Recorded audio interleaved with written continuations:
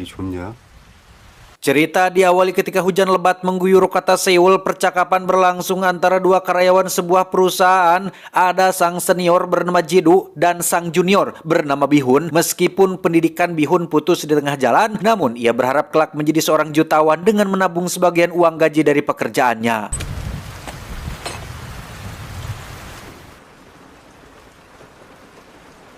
Sebuah paket pun dibawa Bihun masuk ke dalam kantor kepolisian, di mana dua orang petugas sempat komplain karena kardus paket yang lecet kehujanan. Lantas keduanya pun pergi ke lantai 2 untuk mengawal seorang saksi kunci sebuah kasus kriminal yang sedang akan dipindah tempatkan. Yang di sini Bihun sedang mendapatkan misi untuk menghabisi orang tersebut.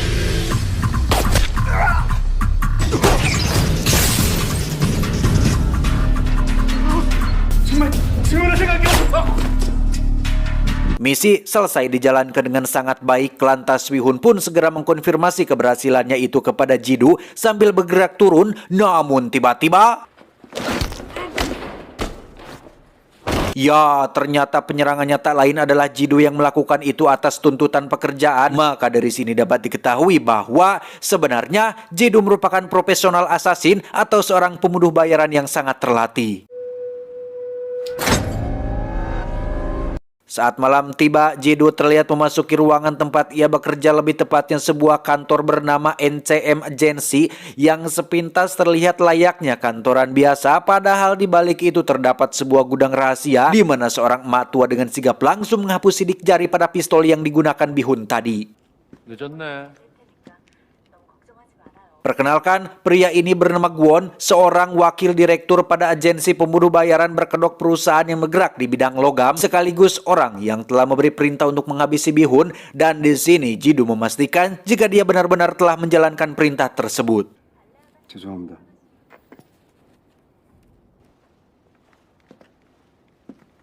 Di lain sisi sebenarnya Jidu sudah ada niatan untuk berhenti dari pekerjaan ini. Maka dari itu ia pun pergi menemui seorang mantan senior yang merekrutnya dulu. Dia bernama Banji. Banji malah menyarankan agar tetap bertahan selama perusahaan belum menyuruhnya untuk pensiun. 눈에 도끼가 싹 빠진 게 딴 생각하지 말고 회사 그만둔 거 떠나면 돌아오고 싶고.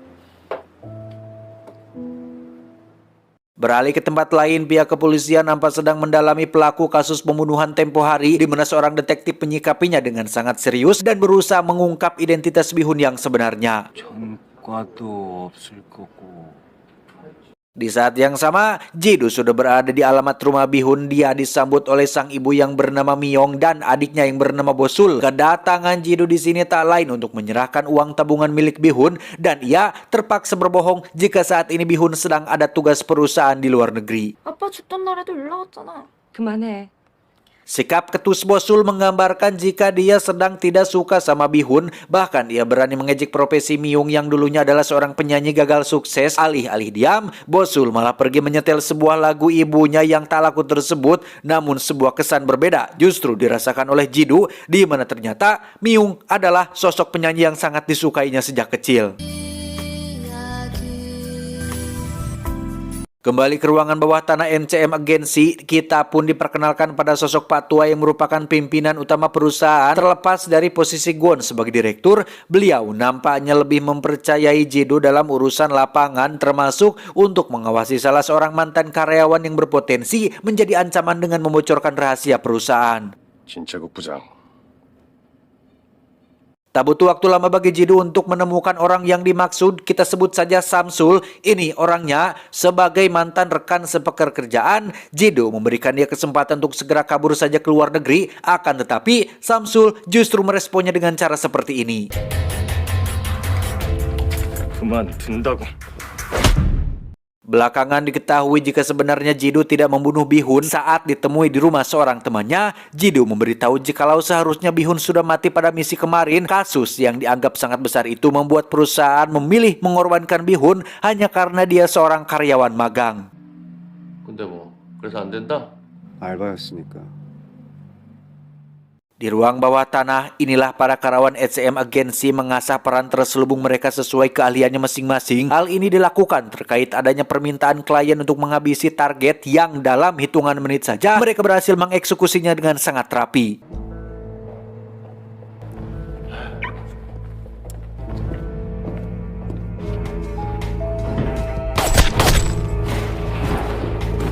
Singkat cerita, Jidu pun memulangkan Bihun pada keluarganya. Myung nampak sangat mengagumi Jidu karena telah menjaga anaknya. Sampai-sampai Myung sempat membuka sesi pancakaki soal dirinya yang sudah bulukan karena terlalu lama menjanda. 난 또 뭐라고? Di saat yang sama, Jidu menerima pesan bahwa permohonan pengunduran diri si Samsul telah disetujui oleh perusahaan. Namun Jidu mengartikan itu sebagai sinyal sesuatu yang lebih buruk, dan benar saja, Gwon mengkonfirmasi bahwa Jidu harus menghabisinya pada saat itu juga. Di sisi lain, rupanya Samsul sudah mengetahui rencana tersebut, namun bukannya lari, ia justru sengaja menunggu kedatangan Jidu hingga perkelahian antara dua asasin bayaran ini pun terjadi.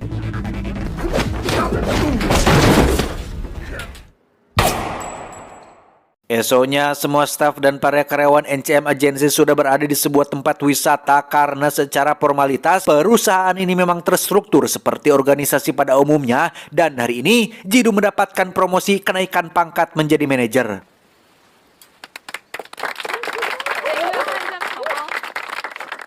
Jidu mulai menghubungi Myung karena diam-diam sebenarnya ia kepincut sama sosok artis idolanya tersebut. Apalagi karena statusnya yang sedang kesepian, sehingga kencan pertama mereka pun berlangsung di sebuah kafe di mana Myung tak menyangka jika ternyata Jidu sudah lama mengidolakannya. 얘기 안 했어요? 나 아는 거? 그래요? 유키. Secara kebetulan, si detektif dan tim berada di tempat yang sama dalam rangka meneliti keberadaan Bihun, sehingga ketika Jidu hendak mengantarkan Myung pulang, Jo yang merasa pernah melihat wajahnya pun curiga, bahkan sempat memeriksa SIM dan kartu karyawan yang dibawanya. 면허증 좀 보여주세요. 음주운전 하지 마세요. Di sisi lain, Pak Tua dan reng-rengan dari NCM Agency akhirnya tahu jikalau Jidu belum mengeksekusi Samsul, yang karenanya ia pun dipanggil untuk menghadap ke ruang rahasia, yang ternyata Samsul sudah dalam keadaan terikat di ruangan yang sama.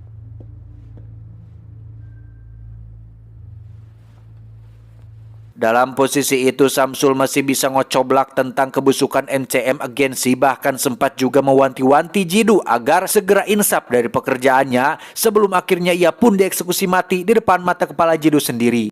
넌 알지?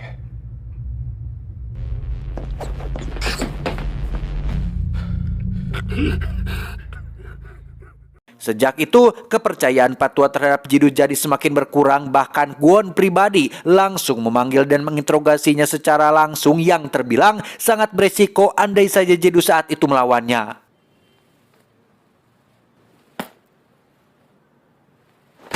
Sejurus terfikirkan oleh Jidu bahwa yang sempat diwasiatkan almarhum Samsul memang benar.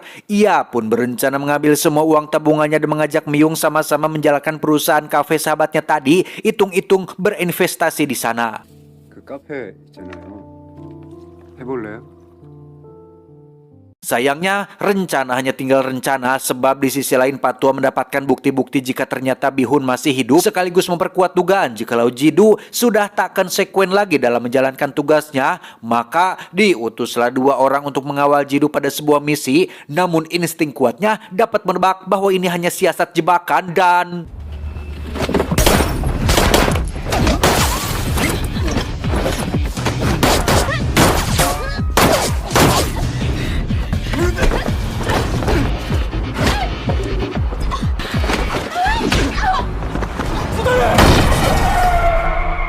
Bihun pun diberitahu jika pihak agensi sedang mengincarnya. Alhasil mereka pun dibawa Jidu pergi menemui kediaman Banji, di mana beliau sedikit mempermasalahkan Jidu yang secara tidak langsung telah melibatkan orang lain dalam sebuah masalah besar.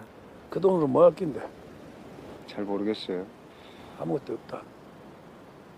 Akhirnya Myung mengetahui siapa Jidu yang sebenarnya, namun terlepas dari kecewa Myung yang tak terkira, Jidu berjanji akan membahagiakannya setelah semua masalah ini tuntas. Seperti itu pula yang disampaikan Bihun pada ibunya tersebut.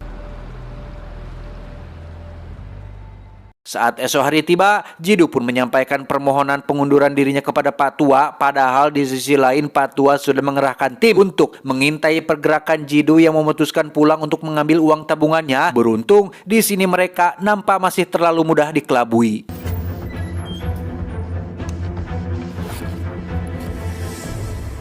Malam harinya Jidu berhasil membawa semua uang itu dengan selamat, namun sungguh tak habis pikir Banji, satu-satunya orang yang dia percaya, kini telah menentukan pilihan untuk kembali bergabung dengan agensi dan menjadikan keluarga Bihun sebagai sandera agar Jidu mau menyerahkan diri. こんにちはって。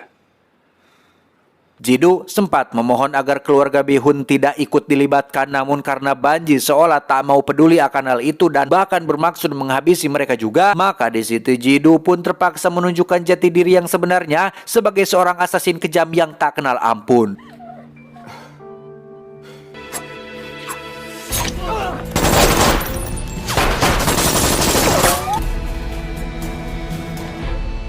Sayangnya, sebuah peluru menyasar ke tubuh Miyung yang membuatnya langsung tewas seketika. Hal itu membuat kemarahan Jidu nampak semakin mendidih, sehingga ia nekat untuk segera menuntaskan urusannya dengan pihak agensi dengan cara dia sendiri.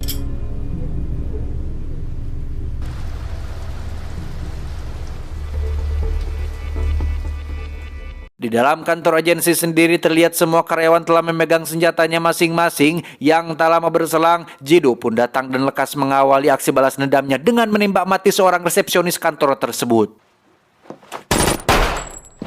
Karyawan yang lainnya nampak sangat berhati-hati, bahkan Jidu sempat pula diingatkan agar bersedia mengurungkan niatnya. Namun sayang, semua itu sudah terlambat sebab kedatangan dia di sini tak lain adalah untuk menghabisi mereka dan...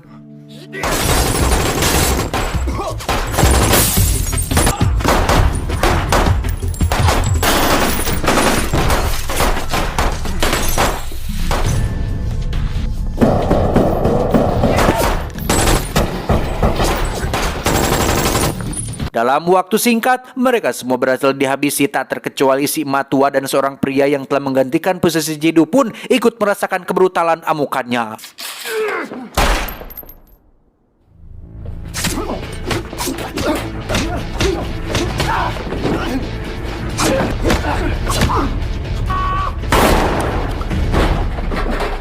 Si Patua akhirnya mencengis bersama satu lagi pria yang langsung menyerang Jidu, hingga pada posisi di nama Jidu hanya bisa pasrah ketika Patua hendak menghukumnya. Beruntung Bihun datang di saat yang tepat.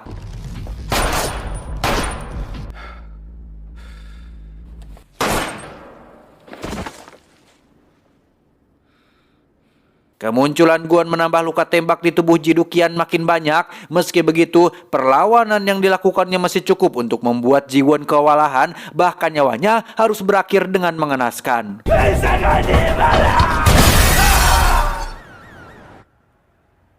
Jidu merasa lega melihat Bihun selamat karena walaupun Miyung sudah tiada, setidaknya uang tabungan Jidu akan bisa membekali Bihun untuk membuka usaha sendiri tanpa harus bekerja sebagai pembunuh bayaran lagi.